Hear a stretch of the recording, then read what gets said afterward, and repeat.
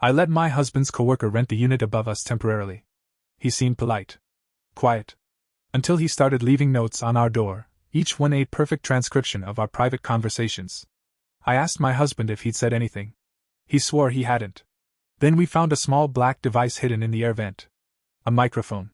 But the serial number didn't match any commercial brand. It matched a government prototype. When we confronted him, he said, "I was assigned to monitor him. Not you." I asked who him was. He pointed at my husband. "My name's Dana. I'm 39. I've been married to Darren for almost 10 years. We live in Rockville, Maryland, in a 2-story house with a separate garage unit we never use. I work from home. Darren works for a government contractor in cybersecurity. I always thought we had a normal life, quiet, boring even. This story still doesn't feel real. But it happened. Every bit of it. And I'm writing this now because it's not over yet. I need to lay it all out. It started 2 months ago. Darren came home from work and asked if his coworker could stay in the rental unit above our garage for a few weeks. He's going through a nasty divorce, he said. He just needs a place to stay while he figures things out. I didn't like the idea at first. I'm a private person. I don't like strangers close to my home, even if they're someone Darren knows. But Darren insisted he was a good guy. Said his name was Kevin. Clean. Quiet. Wouldn't be any trouble. So I agreed. I regret that now. Kevin moved in the next day. He didn't say much. Wore button-up shirts every day. Always polite. The kind of man you wouldn't notice if he walked past you on the street. He looked average. But there was something about him. He felt too calm. At first, I barely noticed he was up there. No noise, no complaints. I even joked with Darren that Kevin was the perfect tenant. That changed fast. One morning, I opened the front door and found a note taped to it. It was just one sentence. "You're right. He's been coming home later than usual." I froze. The night before, I'd said that to Darren around 10:30 p.m. We were in our bedroom. Door closed. Just the two of us. It wasn't a big fight, just me pointing out that he'd been distant lately. Nothing crazy. But seeing it written down, word for word, shook me. I showed Darren the note. He stared at it for a second, then laughed nervously. "Maybe he heard us through the floorboards," he said. I didn't laugh. Something about it felt off. But I shrugged it off. I didn't want to make a big deal out of nothing. Then it happened again. A second note. Taped to the door 2 days later. "Maybe he's hiding something. Check his laptop." That wasn't just something I said out loud. That was a thought I had in the kitchen while I was drinking coffee. Alone. I hadn't even said it to Darren. That's when the fear set in. I didn't tell Darren about that note. I kept it. I started watching Kevin. He left the house every morning around 7:30 and came back after dark. Never talked. Never made a sound. But now I couldn't relax. I started wondering if there were cameras. Bugs. Something. I tore through the house. I didn't tell Darren at first. I didn't want to sound crazy. But after 3 nights of barely sleeping, I checked the air vent above our bed. I got a flashlight, climbed on a chair, and there it was. A small black device. No brand. No buttons. Just a tiny light and a metal clip. I took it out and stared at it. My hands were shaking. When Darren came home, I showed it to him. He looked terrified. More than surprised. That was the first red flag. "What the hell is this?" he whispered. "I found it in our bedroom," I said. Above the bed. We searched the house together. We found 2 more. One near the TV. One in the kitchen ceiling. All the same type. I told Darren I was calling the police. He grabbed my arm. "Wait. Let me talk to him first." I pulled away. "Why? What aren't you telling me?" He didn't answer. We went upstairs together. Kevin opened the door like he already knew we were coming. No surprise. No panic. Just calm. Darren held up the microphone. "What the fuck is this?" Kevin didn't even blink. "I was assigned to monitor him," he said. "Not you. Him." I felt like I'd been punched in the chest. "Assigned by who?" I asked. Kevin didn't answer me. He just looked at Darren. I looked at Darren too. His face was pale. Eyes wide. He wasn't confused. He wasn't shocked. He looked like a man who'd been caught. "Who are you?" I asked him. He didn't speak. Kevin invited us inside. His unit was full of wires. Computers. Screens showing audio waveforms. Printed transcripts. Labeled by time, date, and room. I saw my name on half of them. Kevin picked up a file. Your husband has been transferring data from private government servers, selling it under a dummy company name. It's not just unethical. It's illegal. Darren turned to me. It's not what you think. I cut him off. Don't you dare lie to me right now. Kevin spoke again. He's been under investigation for 2 months. I was sent to monitor his activity discreetly. You weren't supposed to be part of it. I backed out of the room. I didn't care what Kevin had to say. I didn't care about legal charges or protocols. I only cared about the man standing next to me.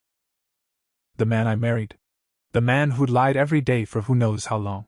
That night, I packed a bag and stayed at a friend's house. 2 days later, I filed for divorce. But I wasn't done yet. I stayed with my friend Carly for the first week. She didn't ask too many questions, just gave me space and strong coffee. I barely slept. I kept thinking about the transcripts Kevin had printed. About how many times Darren had smiled at me while knowing I was being recorded. While he was being watched.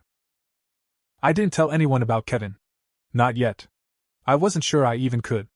I didn't know who he really worked for. He never gave me a badge or any official proof. And Darren, well, he wasn't denying it anymore.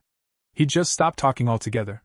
3 days after I left, I went back to the house while Darren was at work. I had the garage code, and I wanted to check the upstairs unit one more time. Kevin was gone. Totally cleared out.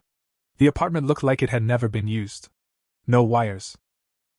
No files. Just bare walls and carpet. I stood in the middle of the room, stunned. Then I noticed the drawer in the kitchen was left slightly open.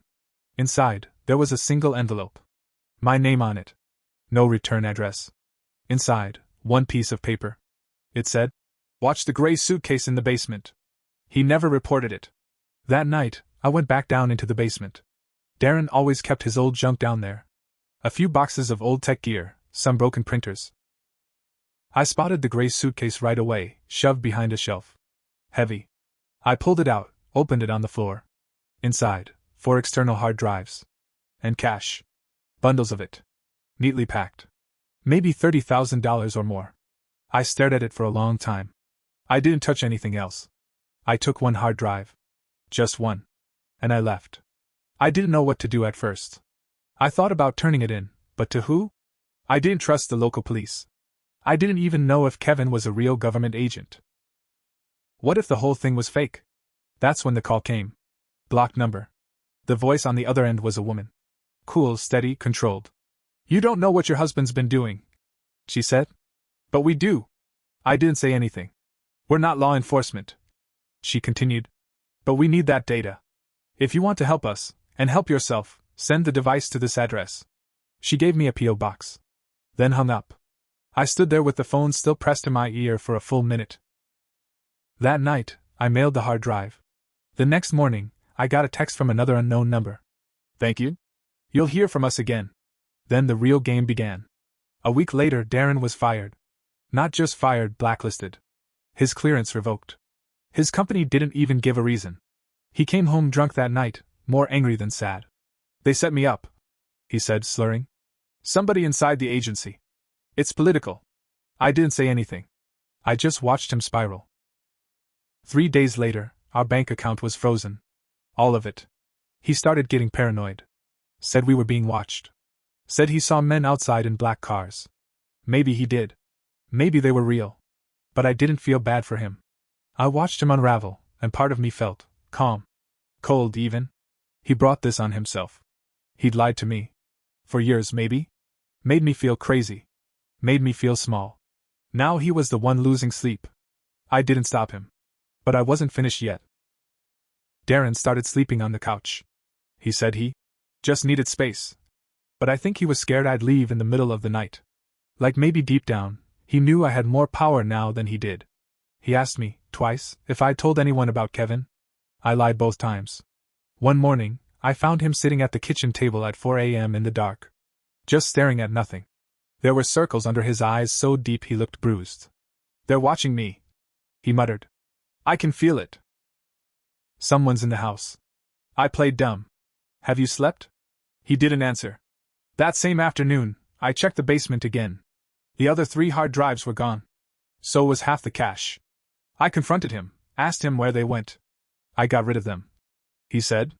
They were dangerous. I pressed him. He snapped. They're not just watching me, Dana.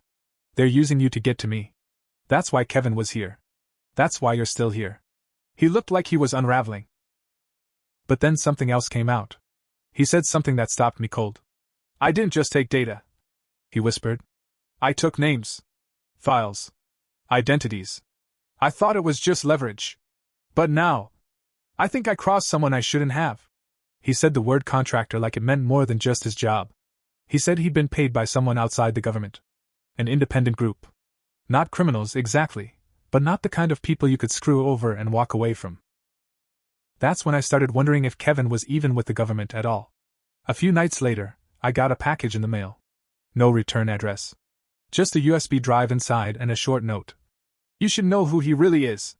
The drive had 2 folders. The first one was titled Project Latchkey. Inside were documents, real ones, it looked like. Memos. Chat logs. Wire transfers. Darren's name was everywhere. Fake names. Offshore accounts. A trail of money I'd never seen. One file had a list of monitored individuals. One of those names? Kevin Alders. Kevin wasn't the agent. He was one of the targets. The second folder was worse. It was full of surveillance footage. Not of Darren. Of me. Clips taken from outside stores I'd gone to. Restaurants. The grocery store. My yoga class. Kevin hadn't been watching Darren. He'd been watching me. The last file in the folder was an image. Grainy. Black and white. It showed me at a gas station, 2 weeks ago. Filling up my car. Kevin was standing across the street. Watching. That's when I realized the whole thing had been a setup. But for who? Darren? Or me? The next morning, Darren was gone. So was his car. No note. No warning. Just vanished. I didn't call the police. I knew it wouldn't help. Later that day, I got another message. We have what we need. You're safe. For now. I wasn't sure if that meant Darren had been taken, or protected. I wasn't sure which one scared me more. 2 weeks went by. I didn't hear from Darren. No texts. No calls. I didn't report him missing. I just waited. Watched the driveway every morning. Kept every curtain drawn. Then the phone rang. Unknown number again. I almost didn't answer, but something told me I needed to. Is this Dana Kessler? The voice was male. Calm. Too calm.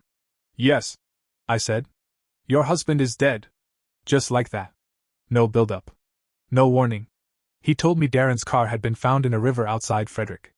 Body inside. No sign of foul play. But also no sign of him trying to get out. No suicide note. No ID. They found his name through dental records. I didn't cry. I just stood there in the kitchen, hand frozen over the sink. Like my body had paused while my brain caught up. The man on the phone continued. We believe your husband made enemies. People who wanted to silence him. It's likely his death was an execution. I asked. Then why tell me? He paused. Because this isn't over. And because you helped us. Then he hung up. The funeral was quiet. No family came. No coworkers. Just me, and 2 strangers in dark coats, sitting in the back row who didn't speak or look up once.